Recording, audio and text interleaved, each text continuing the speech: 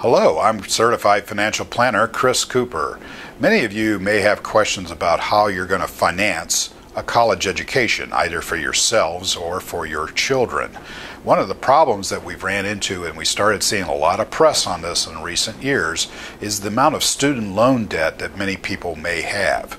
It used to be student loans were not such a big deal because tuition itself was not as high, so we weren't borrowing as much money, so therefore we didn't have as much to pay back in the future. But then student loans became proliferated. We've been able to get student loans from the government, from private sources, and from other entities, and all of a sudden then people could pile up $50, $60, $90, $100,000, and all they've done is complete an undergraduate degree, or perhaps an undergraduate degree and a master's degree.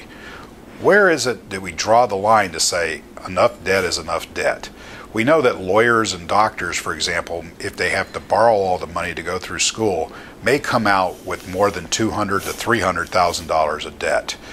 And often, unless you're a medical doctor, you have certain specialties or certain areas that you'll go work in rural areas where you might get student loans forgiven.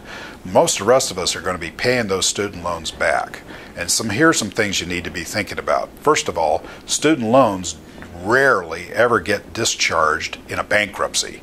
So you can discharge your bankruptcy with your debts on, let's say, your credit card or your car or your house, but you rarely ever get to discharge the student loans. Why? Because we can't repossess your college degree. We can repossess your car, we can repossess your house, but we can't repossess your college degree. So that's one of the things you have to think about. Second problem is what kind of salary potential do you have in the future?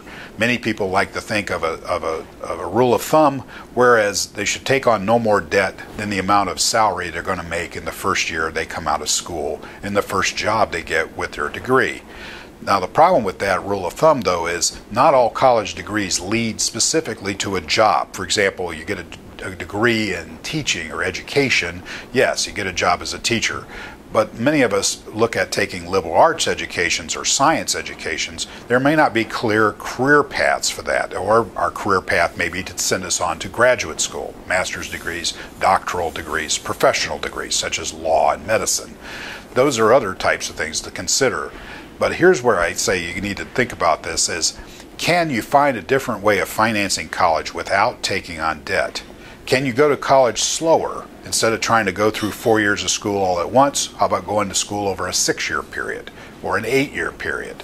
As long as you finish the coursework within the time frame that the universities usually require, which is usually 5 years from start to finish, that you can usually then spread the time out and thus pay less money going through it in that manner.